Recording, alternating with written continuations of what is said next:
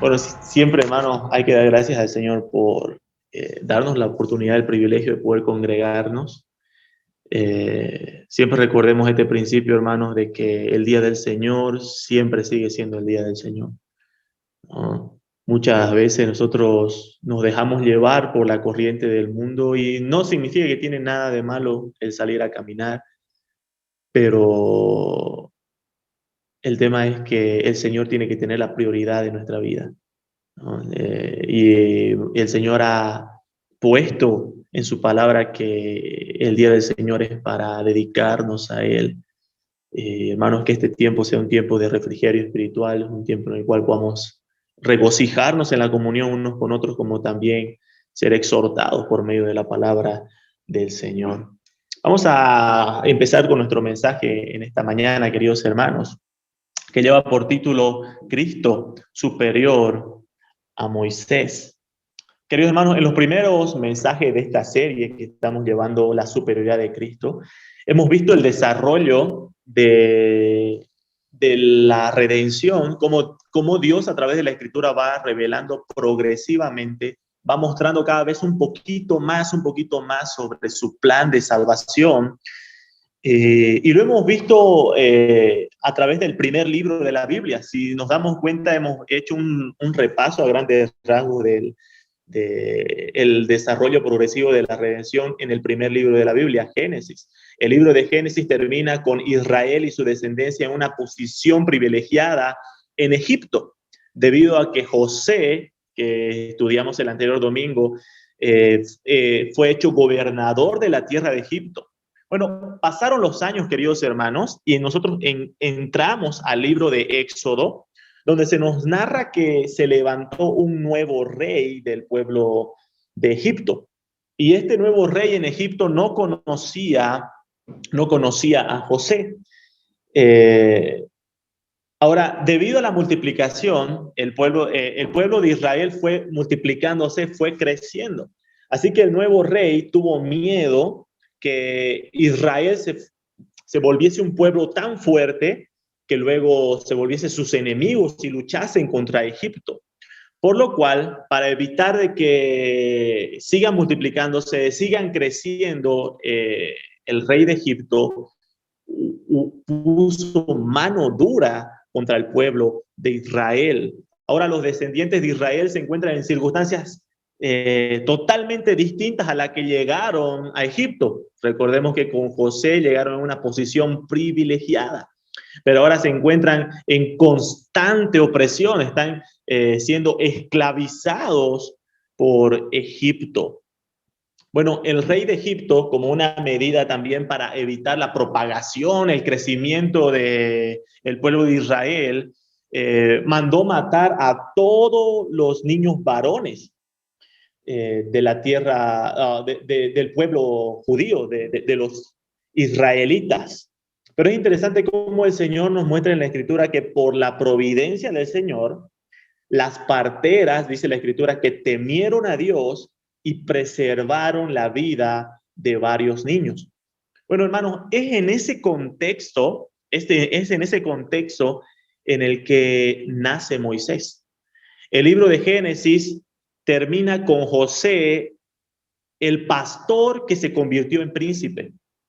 Bueno, ahora el libro de Éxodo empieza con Moisés, el príncipe que se convertirá en pastor. Quiero que en esta mañana podamos ver dos puntos, queridos hermanos, para poder desarrollar el mensaje de hoy. Número uno, vamos a ver a Moisés como el libertador de Israel. Y número dos, vamos a ver la superioridad de Cristo sobre Moisés. Vamos a ver, desarrollar nuestro primer punto y ver a Moisés como el libertador de Israel. Y vamos a Hechos capítulo 7, que es el pasaje en el cual vamos a basarnos para poder seguir la historia. Es interesante, Esteban está haciendo el relato de la historia de Israel en su defensa ante el concilio. Bueno, a Esteban lo acusaron de hasta estar hablando blasfemias, así que lo llevaron ante el concilio de los judíos para que presente su defensa si en verdad estaba hablando blasfemias. Bueno, lo que hace Esteban es presentar toda la historia del pueblo de Dios en su defensa. Así que vamos a basarnos en este pasaje donde Esteban va presentando de una forma resumida la historia del pueblo y también contrastando con el libro de Éxodo. Vamos a Hechos capítulo 7, vamos a leer desde el versículo 15 en adelante. Dice, así descendió Jacob a Egipto, donde murió él y también nuestros padres, los cuales fueron trasladados a Siquem y puestos en el sepulcro que a precio de dinero compró Abraham de los hijos de Amor en Siquem. Pero cuando se acercaba el tiempo de la promesa que Dios había jurado a Abraham, el pueblo creció y se multiplicó en Egipto, hasta que se levantó en Egipto otro rey que no conocía a José. Este rey, usando de astucia con nuestro pueblo, maltrató a nuestros padres a fin de que expusiesen a la muerte a sus niños para que no se propagasen.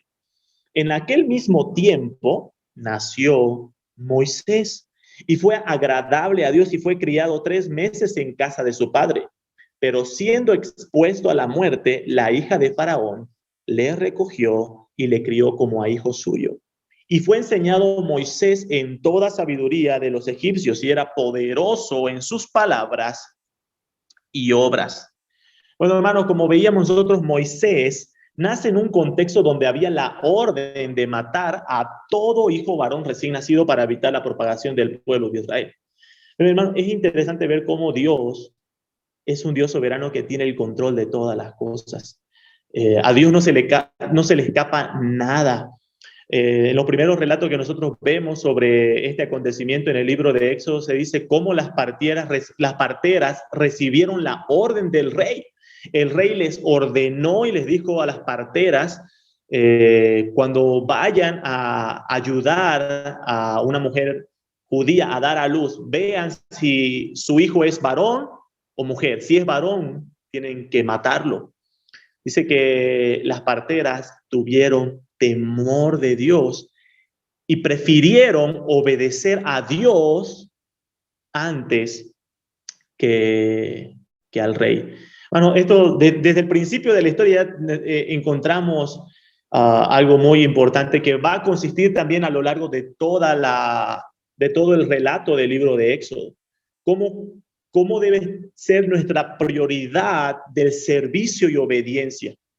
Hermano, esta enseñanza que nos muestran las parteras es la misma enseñanza que se va a ir mostrando a lo largo de todo el libro de Éxodo y la liberación del pueblo de Israel.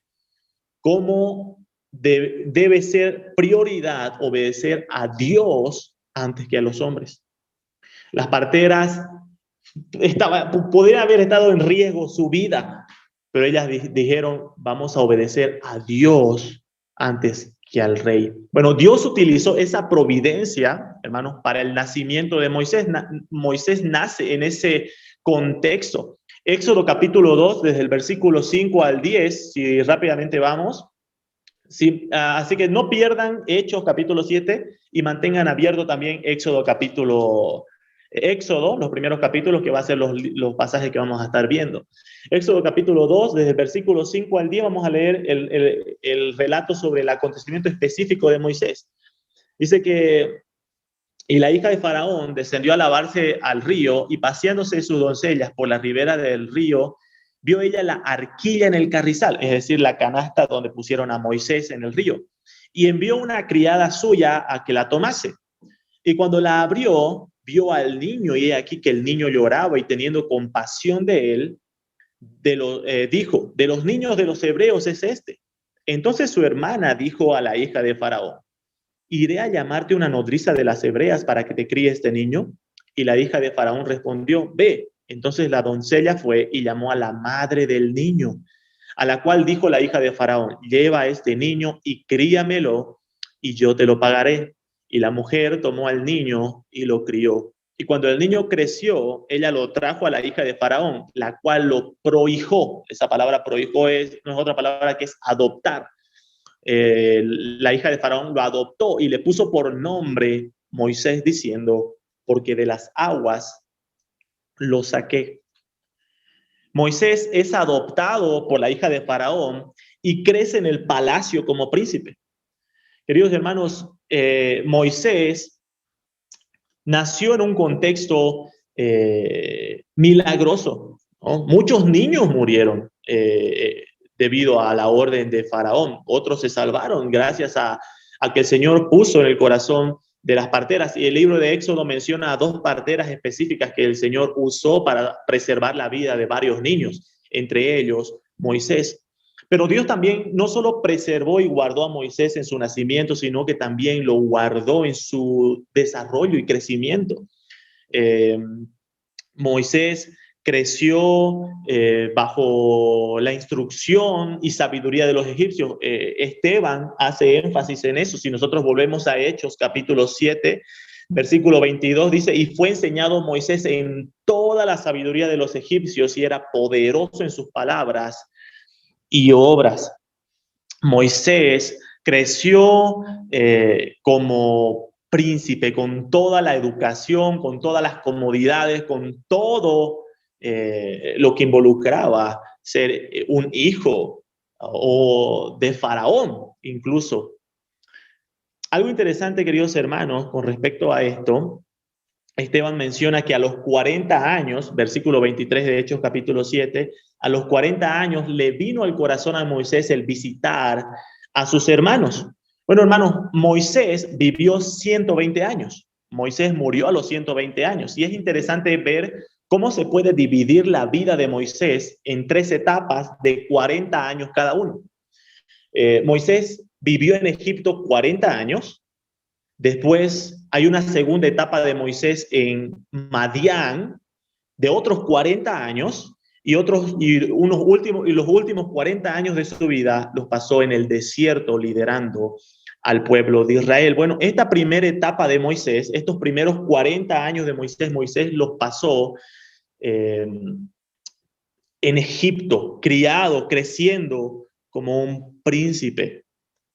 Pero esta primera etapa, Moisés no la termina de la forma más cómoda, como quizás lo fue a lo largo de toda su vida en estos primeros 40 años.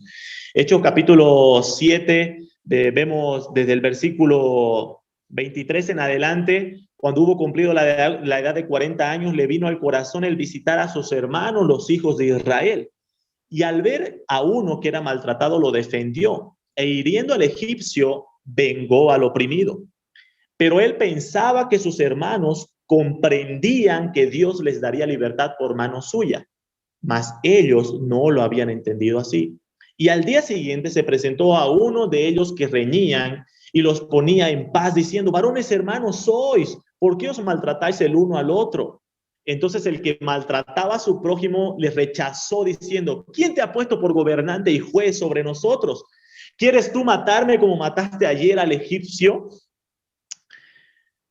En esta etapa dice que Moisés, el Señor puso en su corazón el ir a ver a sus hermanos y defendió a uno de ellos, matando a un egipcio. Ahora, esta circunstancia trajo mucha adversidad a la vida de Moisés.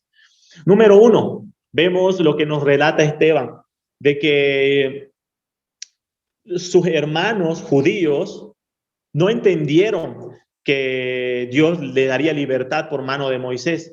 Así que lo rechazaron a Moisés. Y aparte de eso, nosotros vamos ahora a Éxodo, Éxodo capítulo 2, se nos muestra de que, versículo 15 de Éxodo capítulo 2, oyendo Faraón acerca de este hecho, procuró matar a Moisés, pero Moisés huyó de delante de Faraón y habitó en la tierra de Madián. Moisés termina esta primera etapa de su vida, estos primeros 40 años, huyendo de Egipto. Y es interesante porque se queda en un contexto en el cual no tiene a dónde acudir. Por un lado, está huyendo de Faraón que quiere matarlo. Y por otro lado, están sus hermanos del pueblo de Israel, pero que lo rechazaron. Y no halló cabida entre ellos. Moisés termina esta etapa siendo un prófugo del rey de Egipto y recibiendo el rechazo de los suyos.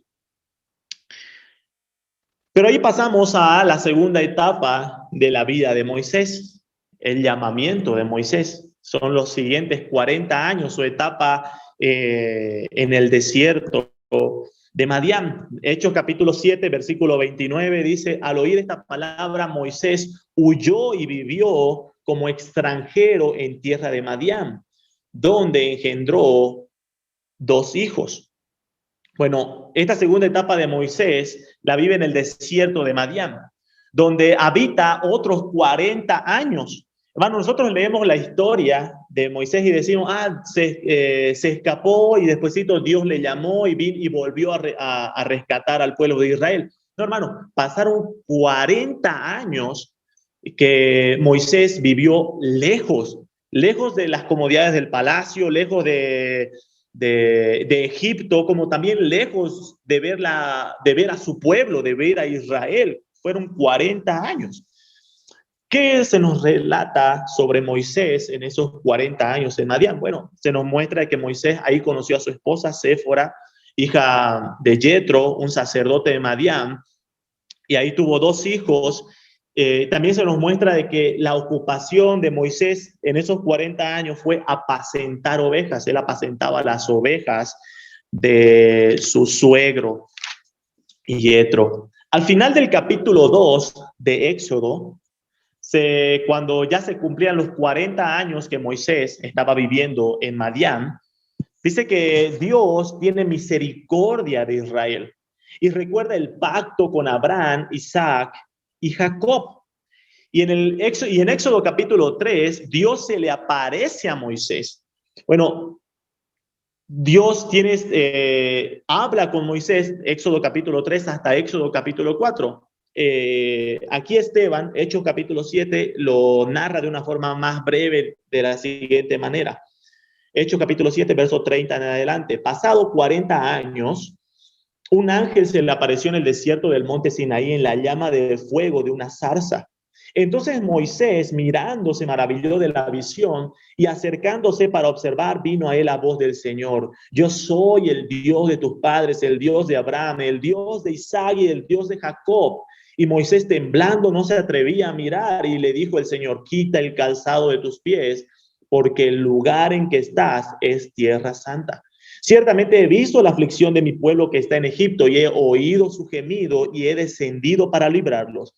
Ahora pues, ven, te enviaré a Egipto. Dios envía a Moisés a Egipto prometiéndole que libraría a Israel con todas las maravillas que Dios haría, para que se cumpla el pacto que Dios había hecho con Abraham, Isaac y Jacob. ¿En qué consistía ese pacto? Dios le había dicho a Abraham que él sería el Dios de Abraham, su Dios, y también sería el Dios de su descendencia. Y su descendencia le sería a Dios por pueblo. Dios iba a cumplir ese pacto. Iba a liberar a Israel para que Dios sea su Dios de Israel e Israel sea el pueblo de Dios. Desde Éxodo capítulo 5 a Éxodo capítulo 12 vemos todas las maravillas y señales y juicios que Dios trae sobre Egipto para libertar a los hijos de Israel de la esclavitud en Egipto. Queridos hermanos, cuando nosotros vemos esta historia, la liberación de Israel, tenemos que entender que no es un evento aislado que pretende mostrarnos solamente que Dios quiso liberarlos de la esclavitud solo porque tuvo compasión de ellos. Dios tenía un propósito específico en la liberación del pueblo. En Éxodo capítulo 3, versículo 18, Éxodo capítulo 3, versículo 18, Dios le dice a Moisés, y oirán tu voz, e irás tú y los ancianos de Israel al rey de Egipto y le diréis, Jehová, el Dios de los hebreos, nos ha encontrado. Por tanto, nosotros iremos ahora camino de 3 días por el desierto para que ofrezcamos sacrificios a Jehová, nuestro Dios. Algunas características de este versículo, queridos hermanos. Número 1, Dios deja en claro que el que busca es Dios. Hermanos, bíblicamente no encontramos que haya hombre que busque a Dios. Es Dios quien busca a los suyos. El pueblo por más que nosotros veamos que el pueblo de Israel clamó, gemía, ante Dios, pero Dios deja en claro que fue Dios quien fue en busca de ellos. Dios los encontró. Dios es el que busca a los suyos. Y una vez que lo busca, queridos hermanos, una vez que tiene el propósito de liberarlos, les deja en claro cuál es el propósito de su liberación. Final del versículo 18. Para que ofrezcamos sacrificios a Jehová, nuestro Dios. Dios liberó al pueblo de Israel, queridos hermanos, con un propósito. Para que vivan en adoración a Dios. Esta frase es una de las frases que se repite constantemente en la presentación de las plagas a Egipto. Cuando Moisés constantemente va donde Faraón le dice, deja ir a mi pueblo para que me sirva, dice el Señor. Deja ir a mi pueblo para que me ofrezca sacrificio. Queridos hermanos, el propósito de la salvación de Israel era que viva en servicio y adoración a su Dios.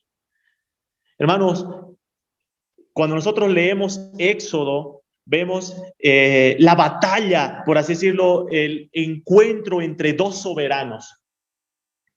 El Dios soberano sobre todas las cosas y en ese tiempo el rey soberano de la tierra. Aquel que quería que le sirviesen, aquel que estaba esclavizando al pueblo de Dios. Bueno, Dios, el Dios soberano, viene y reclama lo que le pertenece. Reclama que el pueblo debe servir y adorar únicamente a Jehová, Dios de los ejércitos. Pero, queridos hermanos, no solamente Dios liberta al pueblo con un propósito que es servirle, adorarle, sino que cuando nosotros vemos desde el capítulo 19 de Éxodo, Dios da a conocer los términos de su pacto por medio de Moisés. Moisés es conocido como el mediador del antiguo pacto. Entonces, Dios por medio de Moisés da a conocer a los hijos de Israel su pacto. ¿En qué consiste esto, hermanos? Dios da a conocer los términos de la comunión con Él. Éxodo capítulo 19, si vamos un ratito a Éxodo capítulo 19 y vamos a dar lectura del versículo 5 al versículo 8.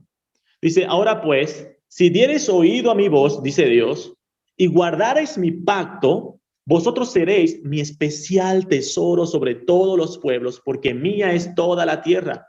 Y vosotros me seréis un reino de sacerdotes y gente santa. Estas son las palabras que dirás a los hijos de Israel. Entonces vino Moisés y llamó a los ancianos del pueblo y expuso en presencia de ellos todas estas palabras que Jehová le había mandado. Y todo el pueblo respondió a una y dijeron, todo lo que Jehová ha dicho, haremos. Hermanos, Dios presenta las condiciones de su pacto. A partir de Éxodo capítulo 20 en adelante, Dios les da su ley. Bueno, la ley de Dios, la ley que Dios les da y que ellos debían vivir, consistía en tres aspectos de la ley. Uno es la ley moral de Dios, que nosotros conocemos como los 10 mandamientos. Lo otro es la ley civil de Dios. Y la otra es la ley ceremonial de Dios, donde Dios da especificaciones claras sobre los términos de su adoración. Hermano, Dios no solamente liberó al pueblo de Israel con un propósito, que vivan en servicio y adoración a Dios, sino que Dios dejó especificado cómo debían vivir en servicio y adoración. El pueblo de Israel no tenía no es que ellos iban a servir a Dios a su manera, sino que Dios determina la forma en que se le debe servir. Dios, por medio de Moisés, libertó al pueblo. Dios, por medio de Moisés, como el mediador del pacto, dio su ley al pueblo. Vino también las instrucciones sobre el tabernáculo de Dios, que significaba la presencia de Dios en el pueblo. Queridos hermanos, Moisés lideró no solamente el proceso del rescate del pueblo de Israel, sino que también fue el mediador del pacto con Israel eh, y la presentación de la ley. Pero hermanos, Hechos capítulo 7, versículo 35 en adelante al 37. Dice, a este Moisés, a quien habían rechazado diciendo, ¿quién te ha puesto por gobernante y juez? A este lo envió Dios como gobernante y libertador por mano del ángel que se le apareció en la zarza. Es interesante que Esteban hace énfasis en el rechazo y dice, a este Moisés a quien rechazaron, irónicamente, Dios es el quien había enviado como gobernante y juez. Justamente las mismas palabras que sus hermanos le habían dicho, ¿quién te puso a ti como gobernante y juez sobre nosotros? Bueno, Dios responde y dice, sí, yo lo puse como gobernante y juez sobre ustedes. A este Moisés a que ustedes rechazan, este lo sacó, versículo 36, este lo sacó habiendo hecho prodigios y señales en tierra de Egipto y en el mar Rojo y en el desierto por 40 años.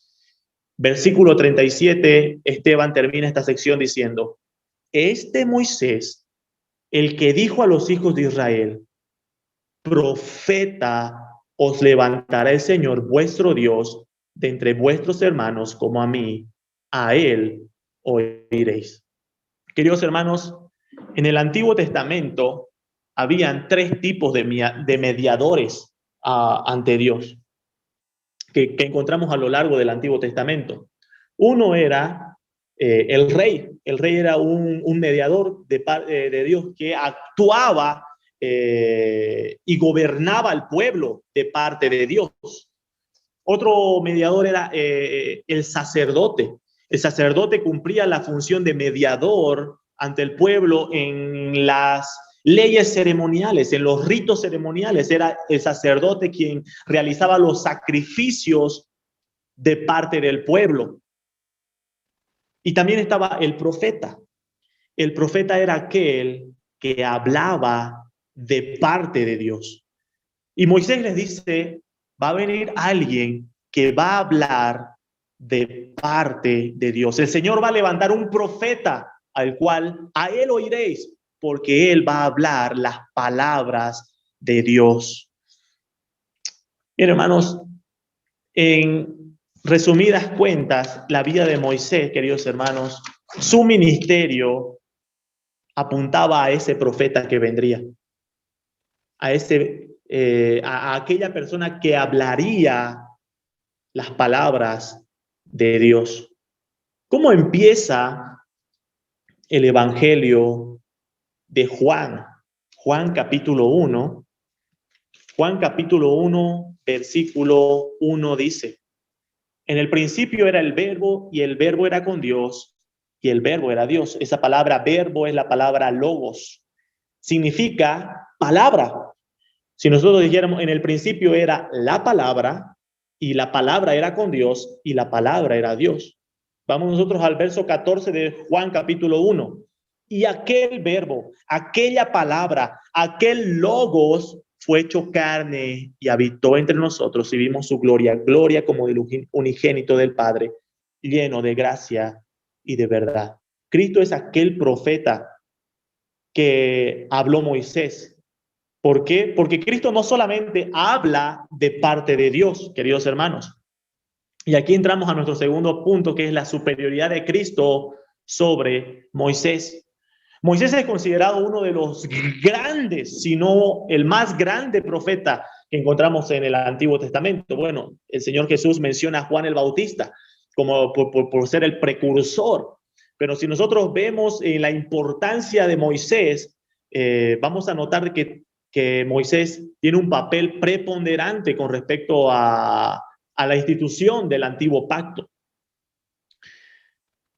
Moisés hablaba de parte de Dios. Pero Cristo, queridos hermanos, nuestro Señor Jesucristo es superior a Moisés debido a que Cristo no habla las palabras de Dios. No es que Él habla las palabras, sino que Cristo es la palabra de Dios.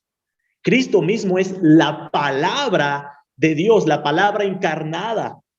El escritor a los Hebreos en el capítulo 1 dice, Dios habiendo hablado de muchas maneras por medio de sus profetas, ahora nos ha hablado por el Hijo. Algunos comentaristas sugieren de que esa frase que el escritor a los Hebreos dice que Dios nos ha hablado ahora por el Hijo, lo que el autor a los Hebreos está diciendo, Dios ahora nos ha hablado en Hijo, en el lenguaje Hijo. El Señor habló en otro tiempo por medio de sueños, por medio de sus profetas, por medio de visiones, pero ahora Dios nos ha hablado en Hijo. Cristo es la palabra de Dios. Por eso Él es el profeta cual esperaban. Queridos hermanos, a lo largo del Nuevo Testamento hay muchas tipificaciones de Cristo. Moisés y el Éxodo es una de las más frecuentes tipificaciones que encontramos en el Nuevo Testamento que se hablan de Cristo. Pero quisiera que podamos hablar sobre algunas cuantas. No voy a mencionar todas porque en verdad que son muchísimas comparaciones y muchísimas facetas paralelas que encontramos, similitudes entre Moisés como una prefigura de Cristo. Vamos a empezar viendo en Mateo capítulo 2, cómo el Nuevo Testamento muestra que Cristo es superior a Moisés. Mateo capítulo 2 relata un acontecimiento luego del nacimiento de Jesús que es muy similar a lo que nosotros leemos al inicio del nacimiento de Moisés. El versículo 13 del capítulo 2 dice, después que partieron ellos, es decir, los magos, cuando fueron a visitar a Jesús, he aquí un ángel del Señor apareció en sueños a José y dijo, levántate y toma al niño y a su madre y huye a Egipto y permanece allí hasta que yo te diga, porque acontecerá que Herodes buscará al niño para matarlo. Y él despertando, tomó de noche al niño y a su madre y se fue a Egipto, y estando allá hasta la muerte de Herodes, para que se cumpliese lo que dijo el Señor por medio del profeta cuando dijo, de Egipto llamé a mi hijo. Herodes entonces, cuando se vio burlado por los magos, se enojó mucho y mandó matar a todos los niños menores de 2 años que había en Belén. Existen muchos paralelos, queridos hermanos, entre lo que nosotros leemos en la historia de Moisés y el Éxodo y Cristo.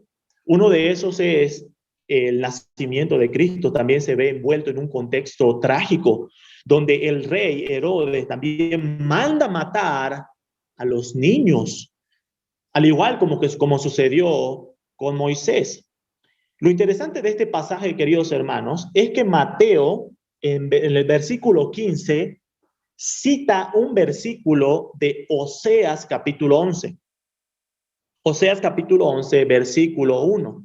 El versículo hace referencia a Israel y al éxodo con Moisés, a la liberación de la esclavitud en Egipto.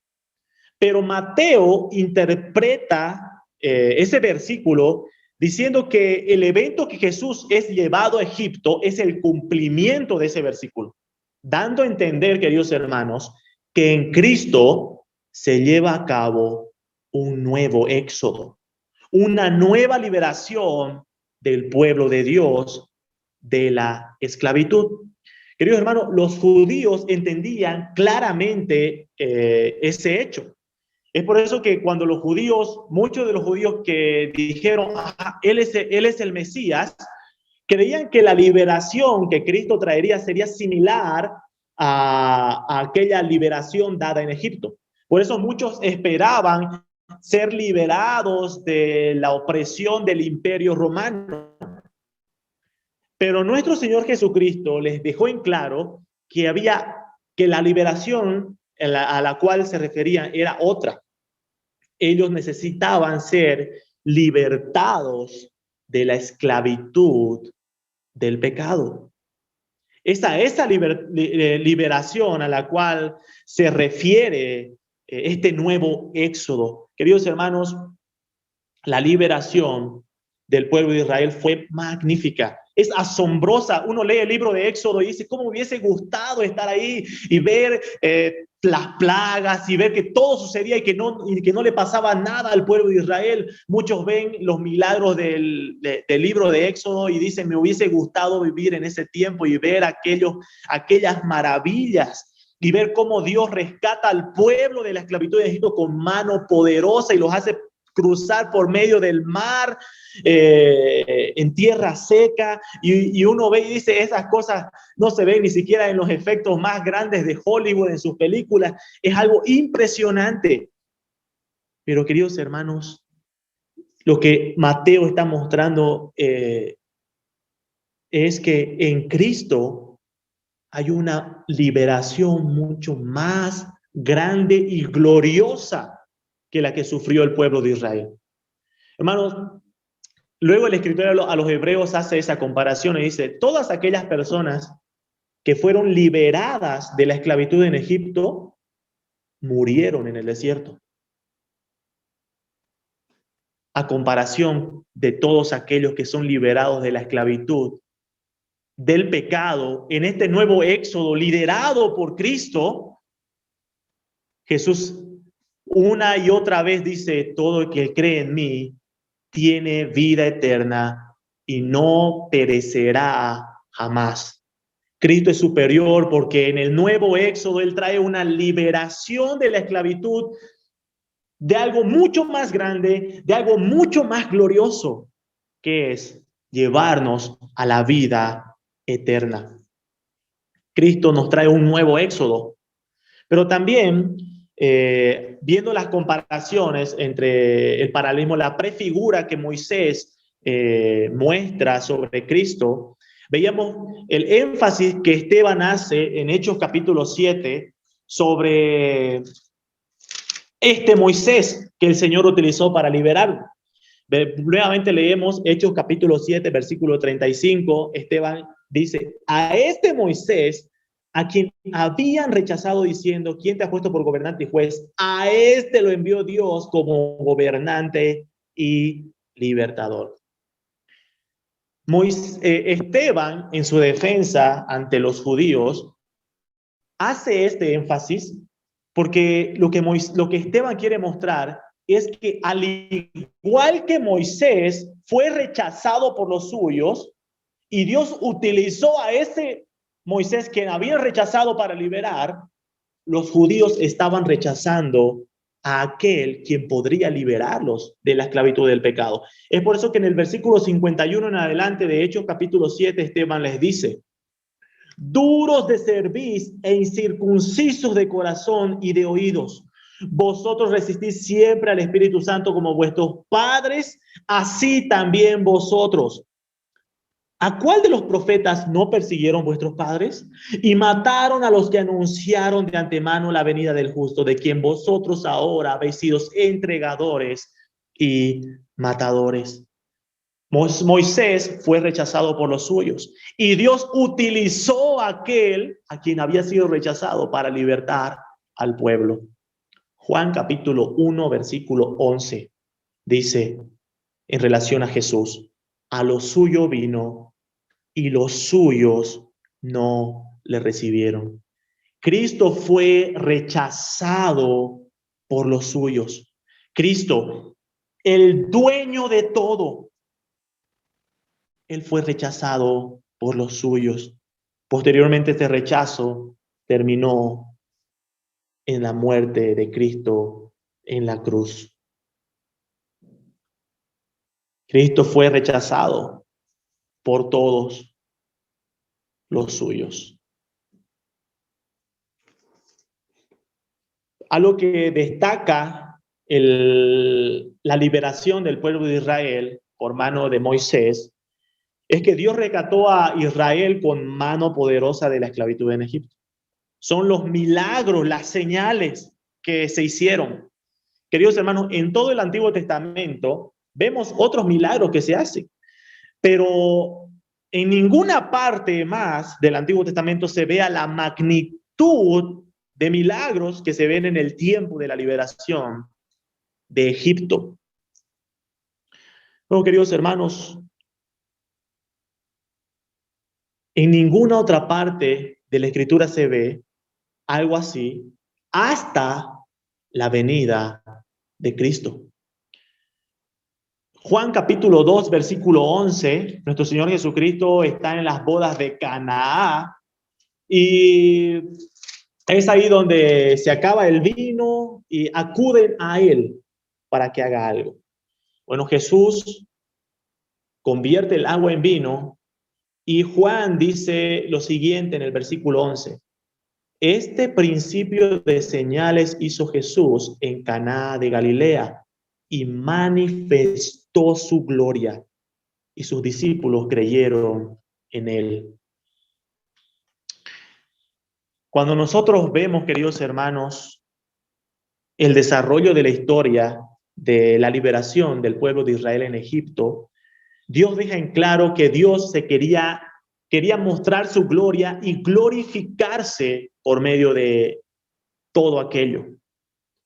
Bueno, Cristo en su venida realizó muchas señales y milagros, muchas, y dice que manifestó su gloria. Juan el Bautista estaba en la cárcel y tuvo dudas si Jesús era el Mesías que había de venir y envió a sus discípulos a preguntar a Jesús, ¿eres tú el Cristo o esperaremos a otro? Jesús le dijo, decida Juan lo que veis. Los cojos andan, los ciegos ven, los sordos oyen. Queridos hermanos, las señales de Cristo son las evidencias de que Dios estaba obrando para rescatar a su pueblo con mano poderosa de la esclavitud del pecado, que Dios estaba pregonando un nuevo éxodo. Amados hermanos, Cristo es superior en todo, en todo. Hay muchos paralelismos, hay muchas comparaciones. Nuestro mismo Señor Jesucristo hace referencia a muchas figuras del Antiguo Testamento del tiempo de Moisés. Por ejemplo, Juan capítulo 6, versículos 29 al 35, Jesús dice, esta es la obra de Dios, que creáis en el que Él ha enviado. Le dijeron entonces, ¿qué señal pues haces tú para que veamos y te creamos? ¿Qué obra haces? Nuestros padres comieron el maná en el desierto, como está escrito, pan del cielo les dio a comer. Y Jesús les dijo, de cierto os digo, no os dio Moisés el pan del cielo, mas mi Padre os da el verdadero pan del cielo. Porque el pan de Dios es aquel que descendió del cielo y da vida al mundo. Le dijeron, Señor, danos siempre ese pan. Jesús les dijo, yo soy el pan de vida. El que a mí viene nunca tendrá hambre, y el que en mí cree no tendrá sed jamás. Versículo 47 en adelante, de cierto os digo que el que cree en mí tiene vida eterna. Yo soy el pan de vida. Vuestros padres comieron el maná en el desierto y murieron. Este es el pan que desciende del cielo, para que el que de él come no muera. Queridos hermanos, cuando nosotros leemos la historia en Éxodo, decimos, qué maravilloso hubiese sido ver caer el maná del cielo. Qué milagroso. Bueno, Jesús está diciendo, aquí hay un milagro más grande. Yo soy el pan que desciende del cielo. Aquellas personas en Éxodo que comieron el maná caído del cielo, murieron. Pero Jesús les dice, pero si alguien come del pan de vida, no verá muerte jamás. Jesús es superior. Jesús es superior. Cristo es superior en gloria a Moisés. El escritor a los Hebreos deja en claro eso. Hebreos capítulo 3, versículo 1 en adelante, dice, por tanto, hermanos santos, participantes del llamamiento celestial, considerad al apóstol, el enviado y sumo sacerdote de nuestra profesión, Cristo Jesús, el cual es fiel al que le constituyó, como también lo fue Moisés en toda la casa de Dios. El escritor a los Hebreos dice, Moisés fue Fiel, fue fiel en el servicio en la casa de Dios. Pero luego el escritor a los Hebreos en el versículo 3 dice, porque de tanta mayor gloria que Moisés es estimado digno cuanto tiene mayor honra que la casa, el que la hizo. Porque toda casa es hecha por alguno, por el que la hizo todas las cosas es Dios. Y Moisés, a la verdad, fue fiel en toda la casa de Dios, como siervo, para testimonio de lo que se iba a decir, pero Cristo como hijo sobre su casa, la cual somos nosotros, si retenemos firme hasta el fin la confianza y gloriarnos en la esperanza. Moisés fue un siervo fiel en la casa de Dios, pero Cristo es superior, tiene mayor gloria, porque Cristo es el dueño, porque Él es quien la hizo. Y es interesante que el escritor de los Hebreos aclara cuál es la casa de Dios, su iglesia. Nosotros somos la casa de Dios.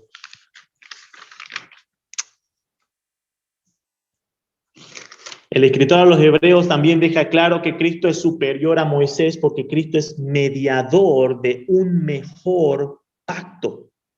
Cristo es mediador de un mejor pacto. Versículo 6 del capítulo 8 de Hebreos, Hebreos capítulo 8, versículo 6 dice, pero ahora tanto mejor ministerio es el suyo, es decir, el ministerio de Cristo, cuanto es mediador de un mejor pacto establecido sobre mejores promesas. Versículo 8 al versículo 10, el escritor a los Hebreos hace la comparación entre los dos pactos. Dice, porque reprendiéndolos dice, he aquí, vienen días, dice el Señor, en que estableceré en la casa de Israel y la casa de Judá un nuevo pacto. No como el pacto que hice con sus padres, el día que los tomé de la mano para sacarlos de la tierra de Egipto, porque ellos no permanecieron en mi pacto y yo me desentendí de ellos, dice el Señor. Moisés fue el mediador del antiguo pacto, donde Dios da su ley y Dios da cuáles eran las determinaciones de vivir para Dios. El pueblo debía, hemos leído nosotros en Éxodo capítulo 19 que Dios le dijo, guardaréis mi pacto. Y el pueblo de Israel se comprometió y dijo, sí, haremos todo lo que Jehová dijo. Bueno, unos capítulos más adelante vemos ya cómo Israel estaba haciendo un becerro de oro para honrar a un falso Dios, ya quebrantando el pacto de Dios. Queridos hermanos, ¿qué era lo difícil del antiguo pacto? Bueno, nosotros vemos, el apóstol Pablo deja claro que la ley no tenía el propósito ni el fin de salvar.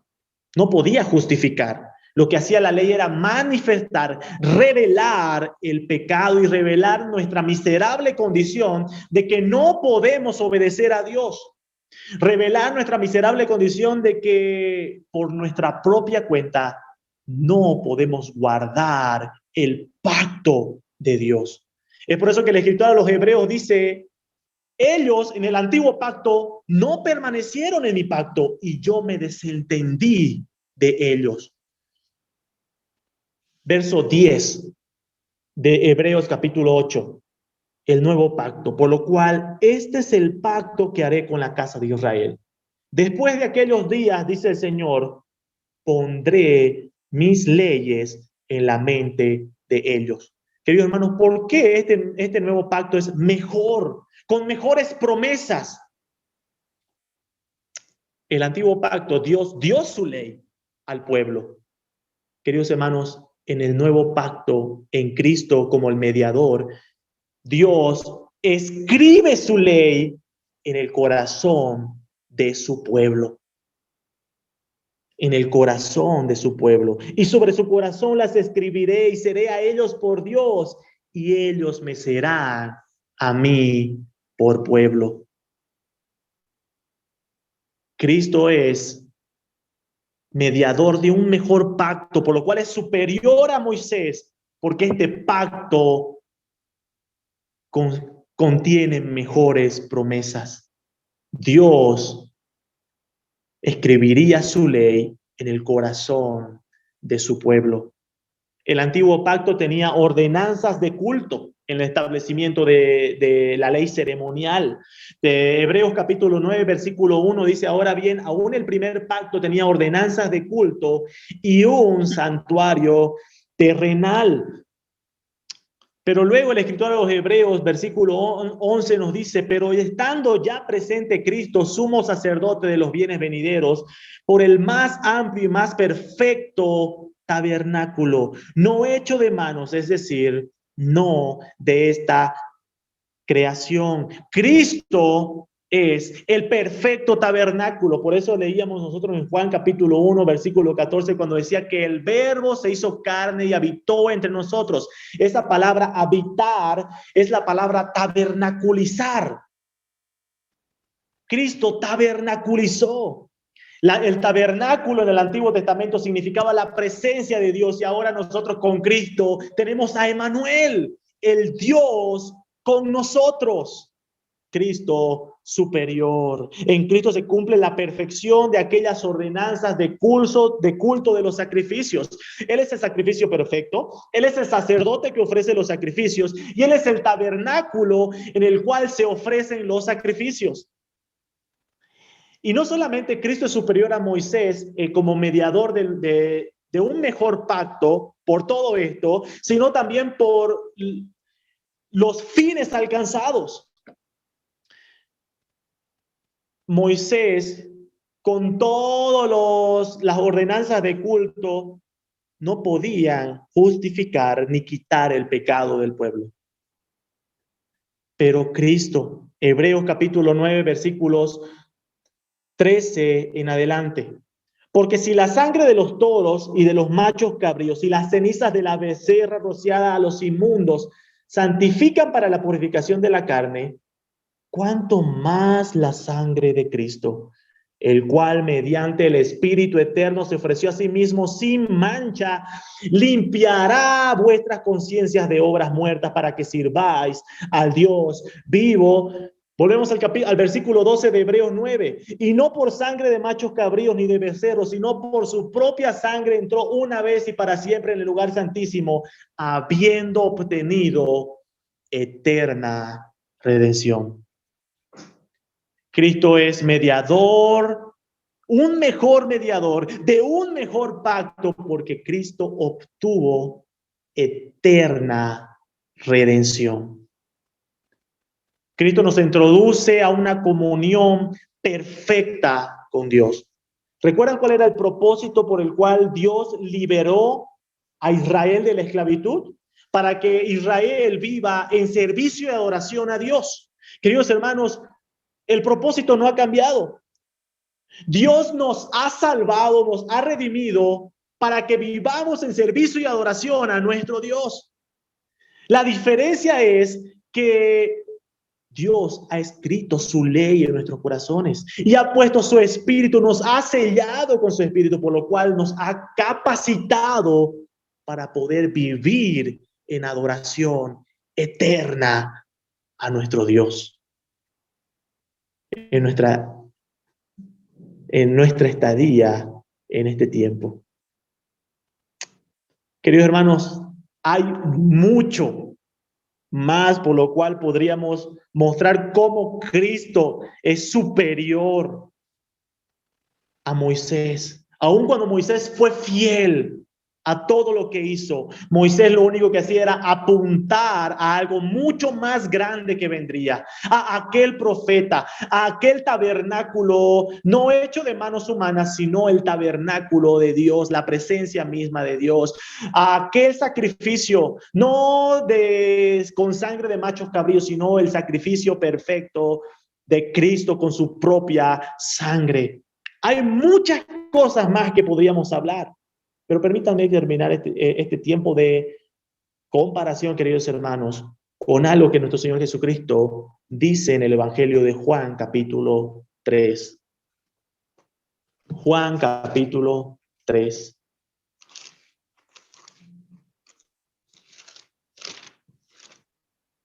Nuestro Señor Jesucristo recibe la visita de Nicodemo. Y Nicodemo le pregunta, ¿qué debo hacer para heredar la vida eterna? Y Jesús le dice que es necesario nacer de nuevo. Versículo 13 en adelante de Juan capítulo 3 dice, nadie subió al cielo, dice nuestro Señor Jesucristo, sino el que descendió del cielo, el Hijo del Hombre, que está en el cielo.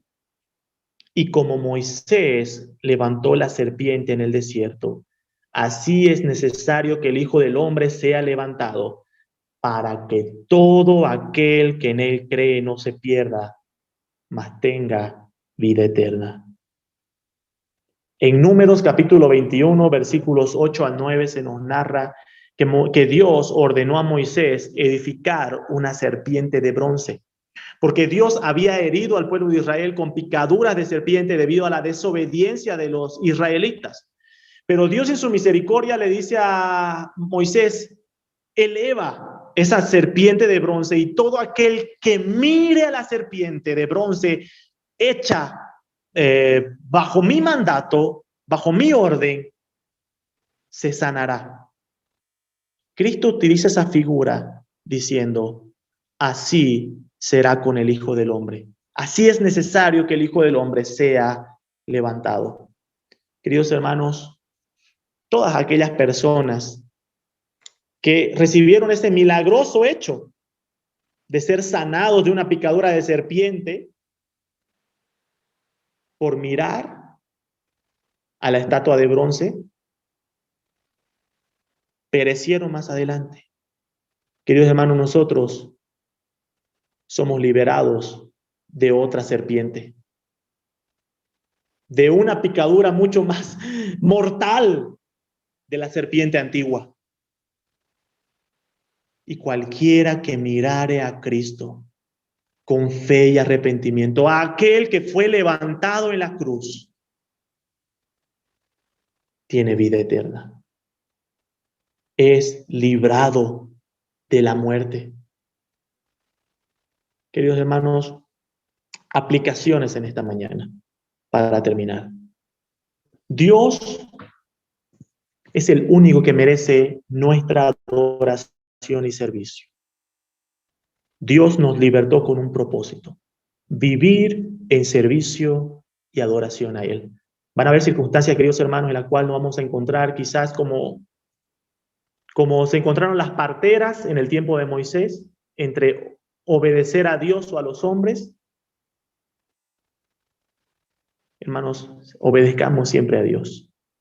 Vivamos en una obediencia plena. Vivamos en servicio de adoración, porque ese es el propósito por el cual hemos sido libertados de la esclavitud del pecado. Ya no estamos sujetos a servidumbre del pecado, sino que ahora podemos vivir honrando a nuestro Señor. Dios determina cómo se le ha de adorar. Hermanos, nosotros no adoramos a Dios a nuestra manera. Dios con Israel determinó los términos de su pacto por medio de su ley moral, la ley civil y la ley ceremonial. Dios así requería que se le adore. Bueno, queridos hermanos, Dios requiere que nosotros le adoremos por medio de aquellas cosas que el Señor ha determinado en su palabra. Vivamos adorando a Dios por medio de aquello que el Señor ha determinado en su palabra. Tenemos la ventaja que estamos bajo la representación de un mejor mediador, el perfecto, el que es dueño de la casa. Estamos en un mejor pacto con mejores promesas. Dios escribió su ley en medio de nuestros corazones y por medio de su Espíritu nos ha capacitado para poder vivir honrándole. Caigamos postrados ante Cristo, queridos hermanos. Él es quien llevó el cumplimiento de un nuevo y mayor éxodo, libertándonos de la esclavitud del pecado. Y Él es quien fue clavado en aquella cruz para que tú y yo podamos ser sanados poniendo nuestra mirada en Él, con fe y arrepentimiento. Oremos para terminar. Amado Señor, te damos gracias porque nos amaste eternamente en Cristo, Señor, y podemos contemplar mayor milagro en Jesús. A veces vemos las historias del Antiguo Testamento y decimos, cómo me hubiese gustado ver todos esos milagros. Señor, mayor milagro del que somos partícipes. Emmanuel, Dios con nosotros. Es aquel verbo hecho carne, la presencia misma de Dios en medio de su pueblo. Gracias, amado Señor. En este tiempo ayúdanos a poder honrarte y vivir una vida en obediencia agradable a ti, siguiendo y guardando los términos de tu pacto. El pacto cumplido perfectamente en Cristo. Gracias, amado Señor, por este tiempo con tu palabra. En nombre de Jesús. Amén.